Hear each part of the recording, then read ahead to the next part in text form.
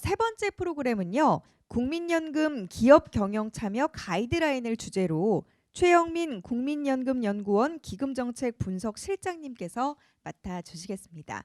최영민 실장님께서는 이전에 삼성생명 게리파트, LG증권 리스크관리팀을 거쳐 현재는 국민연금연구원 기금정책 분석실에서 근무하고 있으십니다.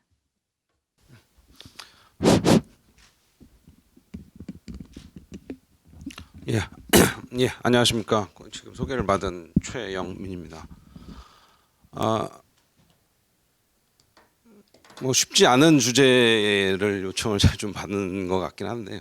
일단 뭐 제목 먼저 간단하게 말씀을 드리기 전에 앞서서 오늘 제가 말씀드릴 내용은 어떤 특정 기업에 대한 의결권 행사 방향이나 또 향후 전개될 내용에 대해서는 언급할 수도 없을 뿐더러 말씀드리기는 어려울 것 같고요. 오늘은 국민연금의 적극적 주주활동 가이드라인을 전반적으로 소개를 해드리고 해당 내용이 어떤 배경하에서 어떤 프로세스를 가지고 후속적인 절차는 어떻게 구성이 되는가, 이런 부분을 전반적으로 말씀드림으로 해서 기업이나 일반 기업 그 전반적인 불필요한 오해를 좀 갖지 않도록 하고자 그런 의도에서 작성을 했습니다.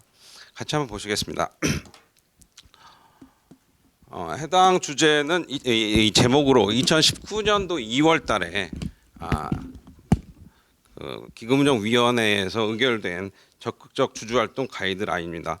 이 내용은 사실 이미 앞서서 발표를 해주신 스튜어드십 코드, 즉 일반적인 의결권 행사에 대한 내용이 2018년도 7월에 이제 이미 확정이 됐고요. 이후에 이제 2019년도 12월에 와서 이제 적극적 주주 활동이라고 하는 부분에 대한 별도의 가이드라인이 마련이 된 그런 수순으로 보시면 되겠습니다.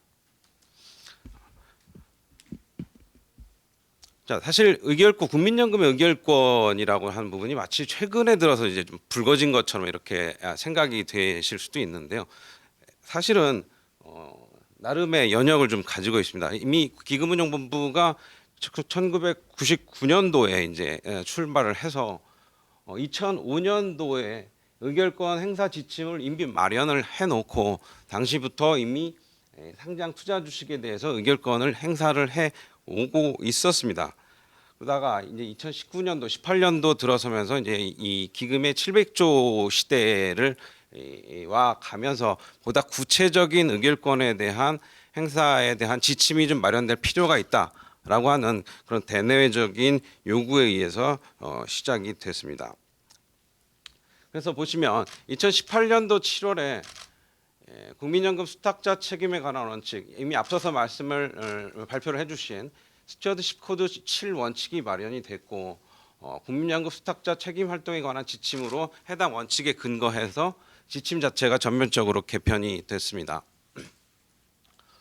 이 중에서 수탁자 책임 활동, 즉 원칙 4하고 원칙 5 의결권 행사에 대한 기준과 방법을 보다 명확하게 지침을 마련하자라는 그런 의도에서 시작이 됐습니다. 보시면 원칙 4 같은 경우는 수탁자 책임 활동 지침 마련 및 주주 활동 수행, 원칙 5 의결권 정책 제정과 공개, 행사 내용 및 사유 공개, 자, 이 내용으로 마련이 됐고, 다만 기본 안에서는 적극적 주주 활동이라고 하는 이 부분은 제반 여건이 마련된 이후에 추후에 추진을 하자라고 애초 초안에서는 추후에 구축을 하는 것으로 이렇게 애초에 마련이 됐었다가 이후 기금운용위원회에서 기금위에 의결이 있는 경우에는 추진할 수 있다라는 식으로 수정안이 의결이 최종적으로 됐습니다. 그래서 이 부분에 의거해서 2019년도 2월달에 적극적 주주 활동의 추진이 필요하다라는 이제 앞에서 제시했었던 기금의 의결에 따라서 이제 적극적 주주 활동에 대한 가이드라인이 마련될 필요가 있다라는 보다 구체화된 내용을 마련하라는 그런 주문이 이루어졌습니다.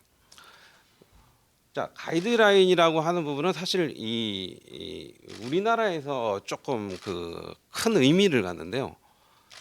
해외 연기금과 같은 경우에 지침을 한번 찾아보면 일명 가이드라인이라고 하는 부분을 상당히 원론적인 이야기들로 구성되어 있는 경우가 상당히 많습니다.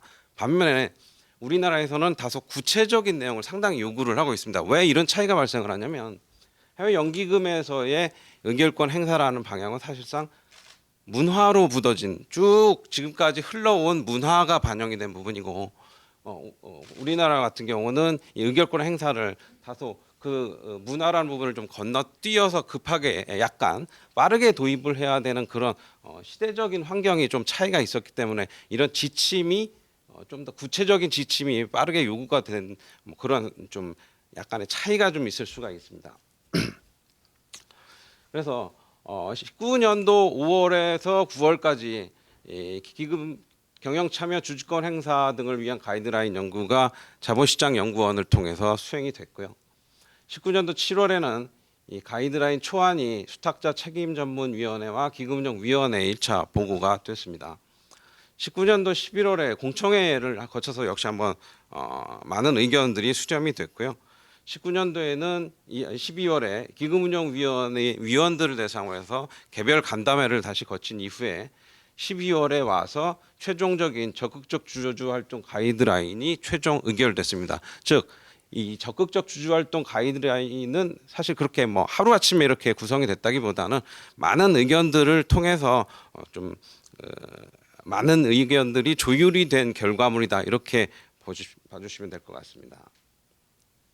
자, 그러면 도대체 왜 이런 가이드라인을 제정을 한 것이냐에 대한 목적부터 한번 세세하게 좀 짚어보고 넘어가도록 하겠습니다. 자, 수탁자 책임 활동 사안과 관련해서 기업과 충분히 대화하고 논의해서 개선안을 마련함으로써 해당 기업과 주주 가치 증대를 추구하겠다. 여기에서 수탁자 책임 활동 사안은 바로 두 가지 카테고리를 갖습니다. 중점 관리 사안하고 예상하지 못한 우려 사안 이렇게 두 가지가 큰 카테고리를 가지고요. 각각의 케이스에서 결국 국민연금이 어떤 부분에 있어서 어떤 사항에 대해서 적극적 주주 활동을 행할 것이냐에 대한 각각의 범주가 다 이제 정의가 되어 있다라는 것입니다.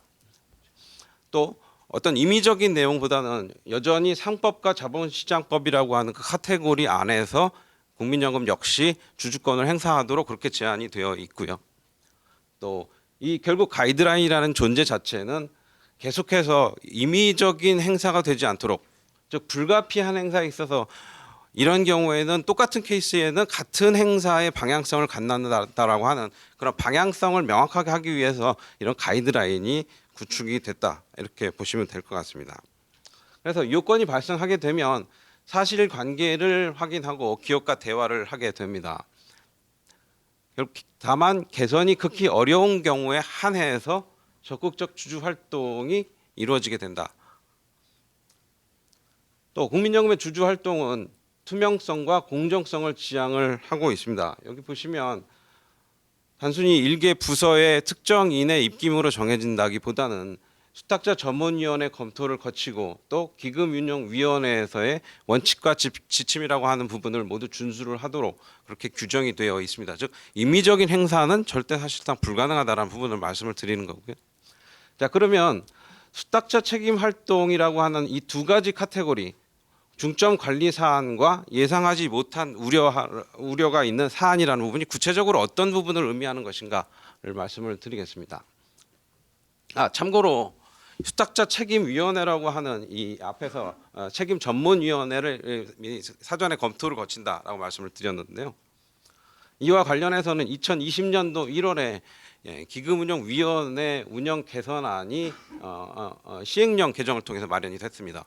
여기 보시면 전문위원회의 구성과 기능을 확대하도록 이렇게 개정이 됐고요. 이 안에 지금 보시면 투자정책 전문위, 위험관리 성과 보상 전문위, 수탁자 책임 전문위 이렇게 3개 위원회가 구성이 되도록 되어 있습니다. 여기서 투정하고 성보위 줄여서 앞에 두 가지 위원회는 투정위 성보위로 명칭을 하고요. 보시면 상근 전문위원이 3명이 들어가 있고 또 역시 상근 전문위원회는 각각 사용자와 근로자와 지역가입자의 각 추천을 받은 1인으로 구성이 되어 있고요. 그다음에 기금운용위원 3명, 관계 전문가 3명 이렇게 해서 총 9명이 각 위원회를 구성을 하게 되어 있습니다. 즉 전문위원은 3개 위원회에 전부 다 들어가고 나머지 이 기금운용위원과 관계 전문가가 별도로 추가로 위원을 구성을 하고 있습니다. 반면에 수탁자 책임위원회는 보시면 상근 전문위원 3명이라는 부분은 똑같습니다. 다만 외부 전문위원이 앞에서 기금위원 관계전문가 3명이었던 것이 여기에서는 외부 위원이 6명으로 구성이 되고 기금위원이 빠집니다. 다시 말해서 수탁자 책임 전문위는 그만큼의 공정성, 즉 외부의 의견을 좀 더 청취하겠다라는 그런 의도 하에서 좀 더 공정성을 갖도록 구성이 됐다라는 것을 보시면 아실 수가 있을 것 같고요. 자, 이런 수탁자 책임 전문위원회가 2020년부터 가동이 돼서 이미 올해 활동을 시작을 했습니다. 자, 그러면 적극적 주주 활동이라고 하는 가이드라인은 전체적으로 어떤 프로세스를 걸치는가, 즉 지금 화살표가 쭉 내려가 있습니다만은 이 화살표로는 결국 이러한 순서로 진행이 된다라는 것을 의미를 합니다. 자, 첫 번째로 공개 중점 관리 기업, 또 예상하지 못한 우려 사안이 발생하여 비공개 대화 기업 중 개선이 없는 기업을 대상으로 한다. 그럼 거꾸로 개선이 있는 기업은 그 이하의 활동은 전혀 발생하지 않는다라는 역으로 이해를 하시면 될 것 같고요. 자, 개선이 없는 기업이 발생을 하면 산업 특성이나 기업 여건, 주주 제한의 실효성, 비용 효과성 등을 고려를 해서 판단 기준을 잡는다라는 겁니다. 이어서 수탁자 책임 전문위원회, 조금 전에 말씀드렸던 전문위원회가 개선이 없는 기업을 선정을 하고 해당 주주 제한 등을 검토를 해서 그 기금운용위원회에 보고를 하게 돼 있고요. 기금운용위원회가 법률 내에서 적절 주주 제한을 최종적으로 결정을 합니다. 그래서 행사를 하고 최종적으로 주주 제한에 대해서 부결을 하거나 부결되거나 이후에도 개선이 없는 경우에 있어서는 추가적인 후속 조치를 별도의 추가 주주 제한을 할지 또는 주식 이를 철회를 할지 이런 여러 가지 후속 활동을 최종적으로 결정하게 되고 다시 한번 돌아가는 그런 로테이션 과정을 갖는다, 이렇게 보실 수 있을 것 같습니다. 자, 그러면 좀 더 세부적으로 어떤 것이 중점 관리 사안인가?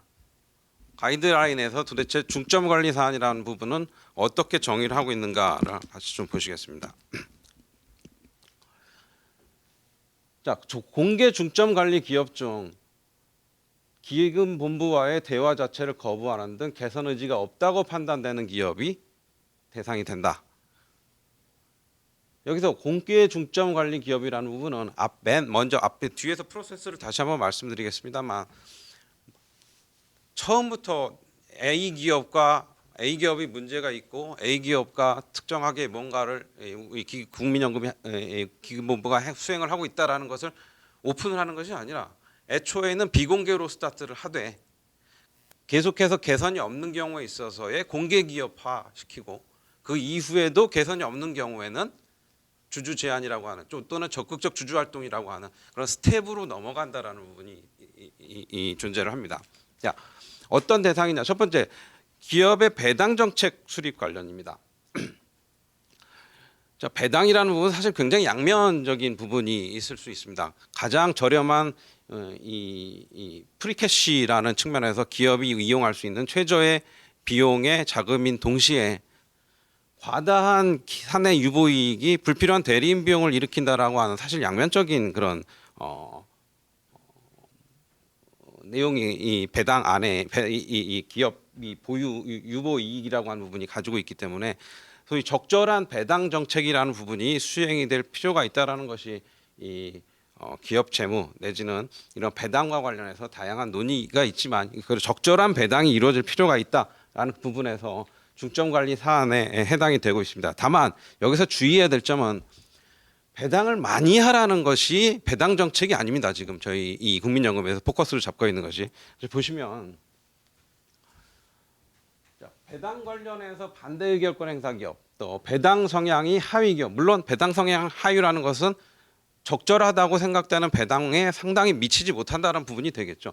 하지만 세 번째, 합리적인 배당 정책을 수립 공개하고 있지 않거나, 즉 배당 정책이라고 하는 부분 자체가 아예 수립이 안 돼 있거나, 또 그에 따라서 배당을 하지 않는, 즉 정책대로 올바르게 배당이라고 하는 프로세스를 따라가지 않는 기업에 대해서도 문제가 있다라고 하는, 즉 배당 정책이라고 하는 부분이 단순히 배당 성향 자체가 하위에 있는 기업을 무조건 문제 삼겠다, 그런 것이 이 중점 관리 사안이 아니다라는 부분을 좀 짚고 넘어가야 될 것 같고요. 물론 당연하게 단기 순손실이 발생했거나 배당 가등 이익 자체가 없는 기업은 아예 이런 중점 관리 사안에 해당조차 되지 않겠죠. 충분한 이익을 내고 있고 과다한 유보이익이 있고 이런 합리적인 배당 정책이 수립이 되지 않은 경우에 있어서의 배당 정책이란 부분이 중점 관리 사안이 될 수 있다라는 겁니다. 자, 그래서 투명성과 이런 정체성에 대한 이 구체성이라는 부분에 대해서 배당 정책을 판단을 하게 되고요. 두 번째로 임원 보수 한도의 적정성 문제입니다.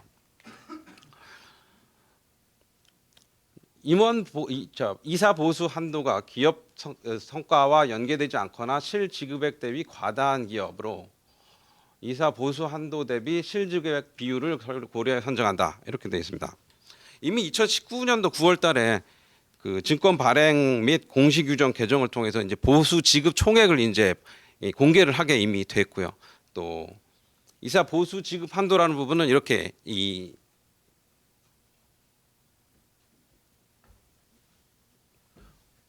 이런 과정을 통해서 또 공개가 되고 있고, 결국 해당 보수를 한도 대비 얼마나 적정하게 줄고 있느냐라는 부분에 대해서도 하나의 판단 기준을 만들 수가 있는 상황이 됐다라는 거고요.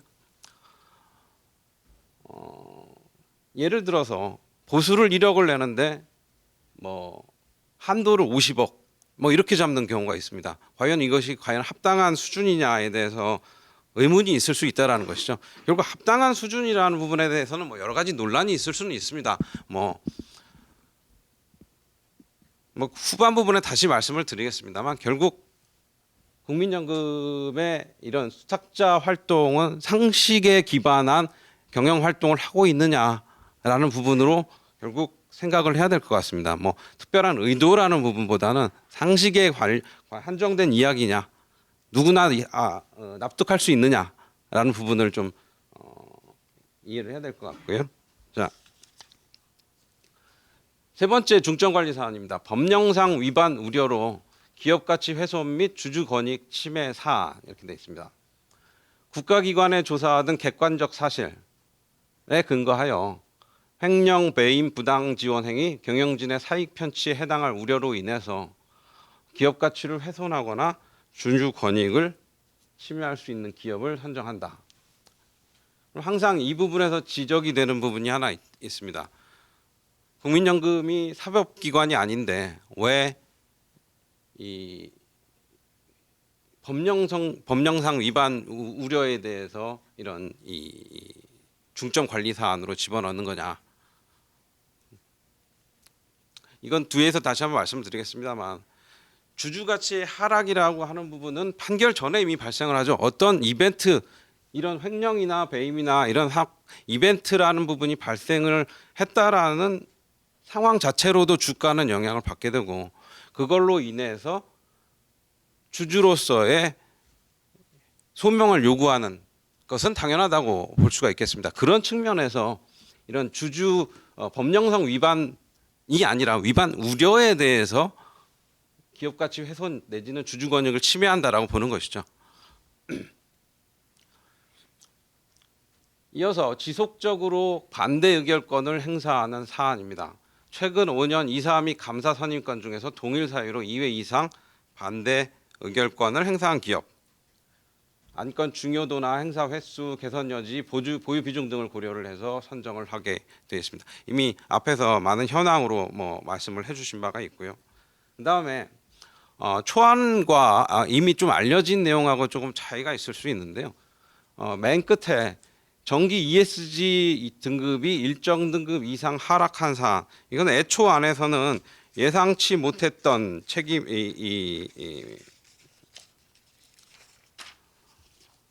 예상하지 못한 우려 사안으로 해당이 돼 있다가 중점 관리 사안으로 좀 옮겨온 내용입니다. ESG를 예상치 못한 우려라고 보기는 어렵지 않느냐라는 그런 의견이 일부 반영된 내용이고요.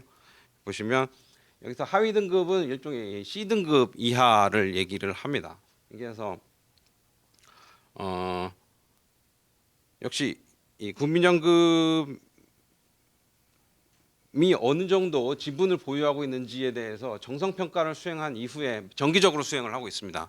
그거에 대한 등급 하락에 대해서 중점 관리를 선정을 하게 되고 있고요. 이런 등급 하락 사유에 대해서는 역시 ESG 그런 수행기관들의 분석 보고서를 참조를 하고 있습니다. 자, 지금까지 이 하나, 둘, 셋, 넷, 다섯 가지가 중점 관리 사안을 말씀을 드렸고, 자, 예상하지 못한 사안은 ESG 관련 예상치 못한 기업 가치 훼손 내지 주주 권익 우려가 발생한 사안입니다. 보시면 국가기관의 조사 및 ESG 관련 컨트로버셜 이슈 발생 시에 재발 가능성 및 자산 노출도를 고려를 해서 해당 이슈의 중대성을 평가를 한다. 예를 들어서 뭐 심각한 환경 훼손이 급작스럽게 발생을 했다던가 또는 뭐 대규모 산재가 발생을 한다거나 하는 그런 케이스에 대해서 예상하지 못한 우려가 발생을 했을 때, 훼손이 발생했을 때 예상하지 못한 우려로서 수탁자 행위를 국민연금이 수행을 한다, 이렇게 보실 수가 있을 것 같습니다. 자, 그래서 이런 부분들이 어떤 식으로 구체적으로 어떠한 메시지로 오고 가고 있는지에 대한 부분을 한번 말씀을 드리고자 합니다. 자, 공개 서한이라고 하는 부분이 예시입니다.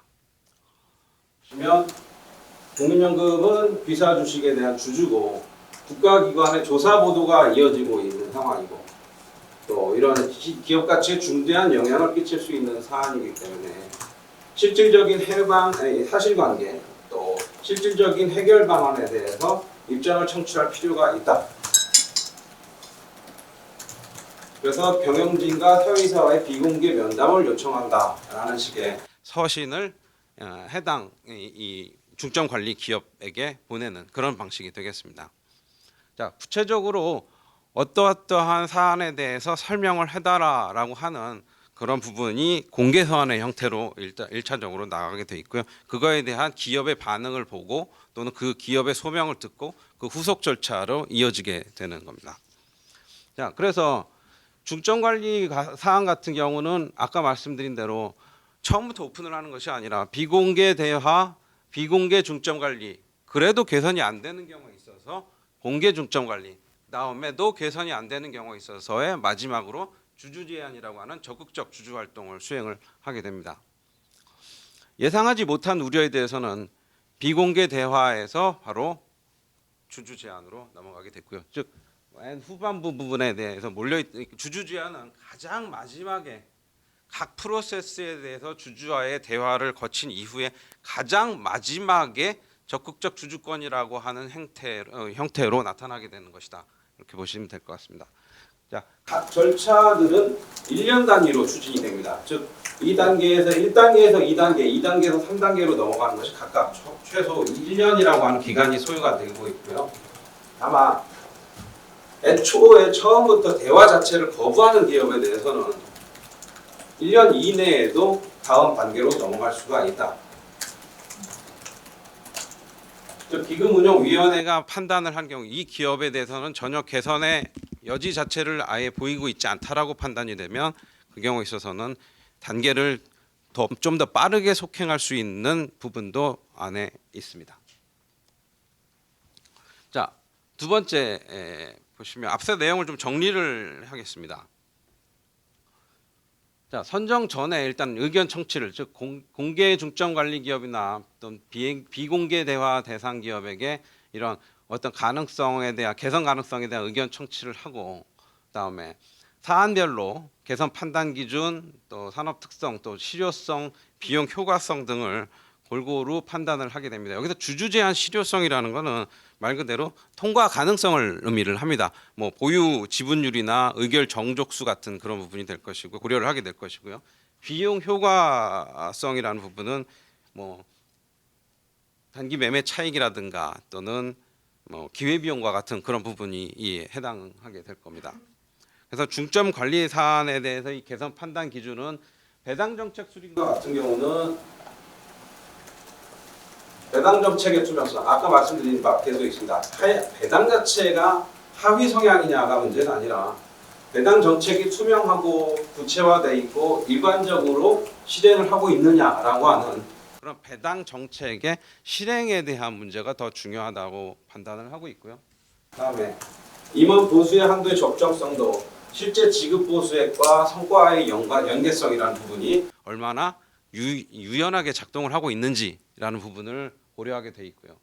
그다음에 기업 가치 훼손이나 주주권의 침해라는 부분도 역시 조사 결과와 기업의 대응 정도를 보고 판단을 하게 되고요.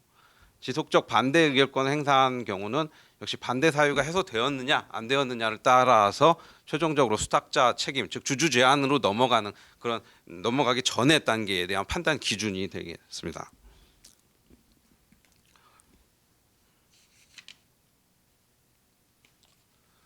자, 주주 제한에 대한 역시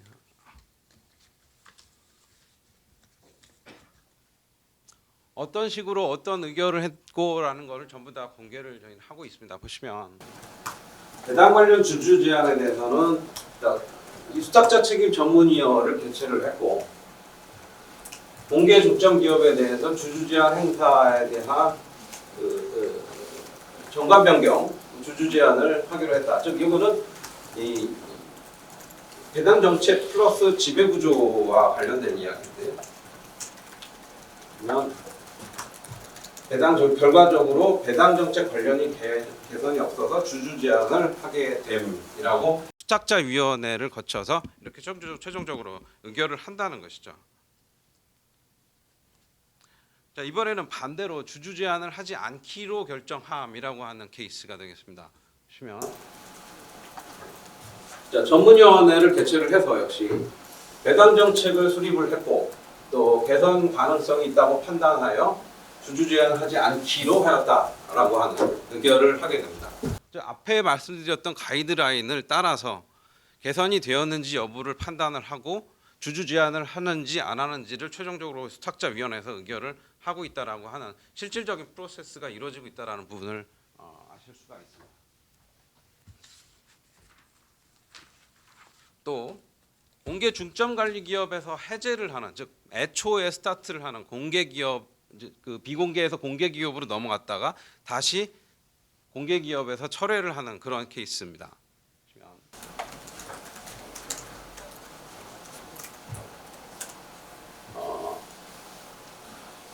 이 배당 정책과 관련해서 쭉 국민연금이 추진하고 있는 배당 정책, 예측 가능한 배당을 하고 있느냐라는 부분에 대해서 해당 기업이 이를 받아들여서 개선을 했다라는 부분이 존재를 했다면 이 공개중점 관리 기업에서 따라서 해제를 한다라고 하는 역시 수탁자 위원회의 의결에 대한 내용이 되겠습니다.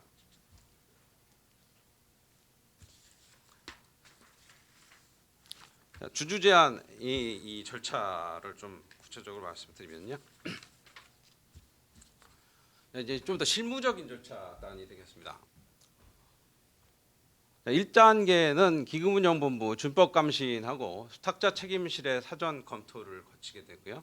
두 번째로 수탁자 전문위원회에서 개선이 없는 기업이 판단이 되는 경우 적극적 주주활동 추진 여부, 또 구체적인 어떤 주주 제한을 할지를 검토를 해서 그 기금운용위원회에 보고를 하게 되고요.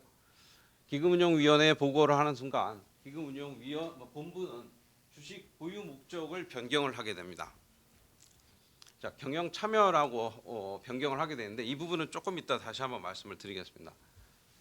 다음에 기금운용위원회에서 적극적 주주 활동을 추진할 것인지 또는 대화를 지속할 거라고 기금위가 오히려 반대되는 결론을 내리는 경우에 있어서는 다시 역으로 보유 목적을 되돌리는 작업을 한다라고 보시면 돼요. 그리고 수탁자 이 내용 결정에 있어서 수탁자 책임위원회가 1차적으로 검토를 해서 의견 제시를 하고 기금운용위원회가 추가적으로 또 한 번 이 수탁자 위원회의 의견을 받아들여서 재차 검토를 하게 되어 있습니다. 예.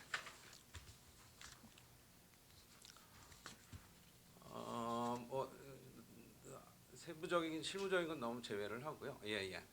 참 그리고 앞에서 잠깐 말씀드렸습니다만 그 5% 룰하고 10% 룰이 변경이 되면서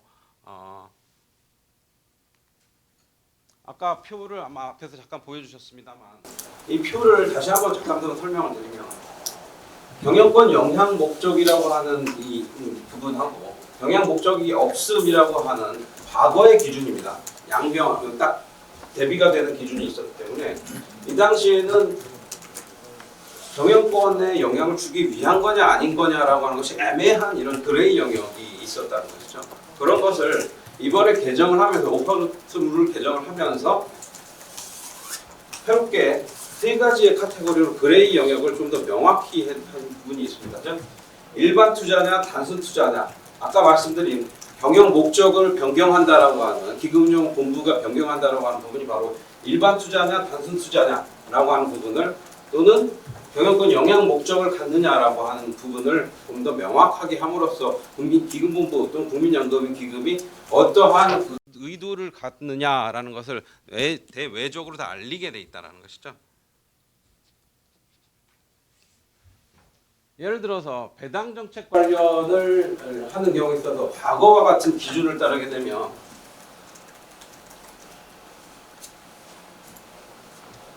분기에 다음 달에 보고를 하게 되고 개정 후에는 일반 투자로 변경을 하면서 해당 달에 보고를 하게 되어 있습니다. 즉 분기 안에만 보고를 하면 된다. 이벤트가 발생을 했음에도 불구하고 해당 분기의 달에 보고를 하게 되는 것을 해당 달에 보고를 해야 되기 때문에 보다 조금 더 적시에 정보를 전달하는 좀 상황 변경이 발생을 했고요. 감사위원회 전문성을 요구하는 그런 안을 공개하는 경우에 있어서는 역시 지분 변동이 있었던 날에서 달로 변경이 되면서 불필요한 추종 매매 등을 발생시키는 이런 이 수익률 하락에 대한 부분을 오히려 역으로 해소를 하는 그런 상황을 만들 수도 있다. 그래서 주주 제한 절차 세부적인 거 좀 빼고요. 예.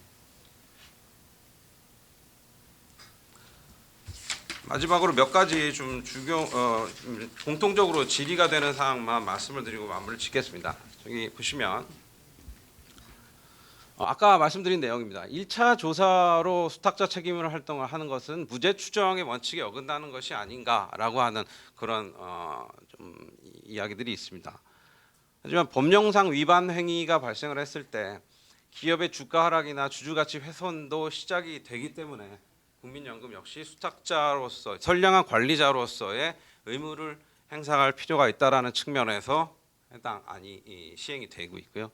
그다음에 행동주의 펀드 등과 연계해서 기업 합병을 추진할 것이다라고 하는 그런 논의들. 행동주의 펀드는 말 그대로 단기의 이익을 추구를 한다고 하면 국민연금은 장기 수익과 주주가치라고 제고라고 하는 그런 장기 투자자라는 면에서 행동이 다를 수밖에 없고 다르다라는 것을 이해를 해주셨으면 좋겠고요.